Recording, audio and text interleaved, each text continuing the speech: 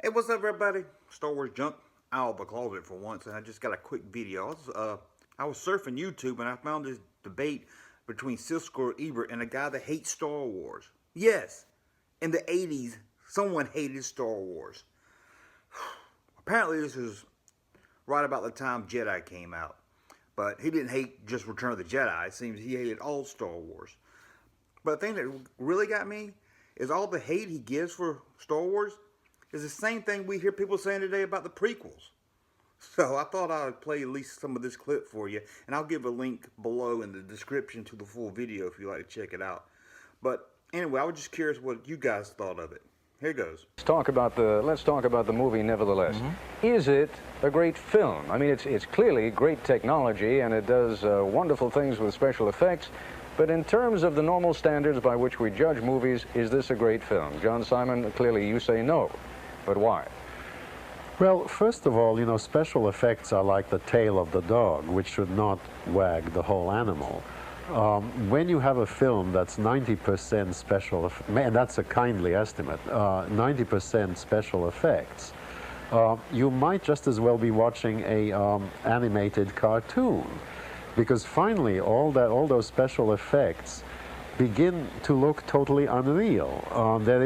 You're looking for something that looks like flesh and blood there. You have three lousy actors in the main roles who don't contribute much flesh and blood. You have ghastly dialogue, terrible plotting, miserable characterization, which also do not contribute flesh and blood. So what you're left with is something that Walt Disney could have done just as well with a drawing board and pencils and colors.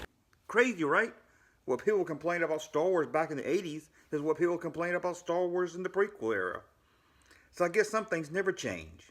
I mean, even look at this review I found also about Empire Strikes Back. This facility. The film's one new human character is played by Billy D. Williams, the only black man in the movie, cast, it seems, in response to the charge that the first Star Wars film was racist, because its only black image was the evil black-helmeted Darth Vader with a voice by James Earl Jones. I mean, doesn't that kind of sound like something you would hear today?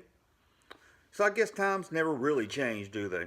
Anyway, tell us what you think in the comments below. And if you want to see the full video of this guy hating on Star Wars and even Empire Strikes Back, click the link below in the description. Describe The Empire Strikes Back, the second in this trilogy, as malodorous awful, and I understand you're also well able to keep your enthusiasm in check for the third in the trilogy. He doesn't like Empire Strikes Back. Well, what kind of movie would he take his children to go see? Well, this is what he would take them to see. I think there are wonderful things that you could take kids to. There's a little film called Tender Mercies, which is not a children's movie, but in which a child is one of the main characters.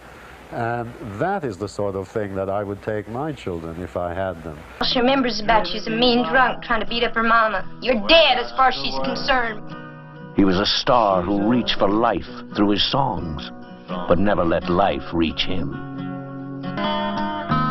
Tender Mercies. Man, that looks like something kids would love. I wish they made action figures for that.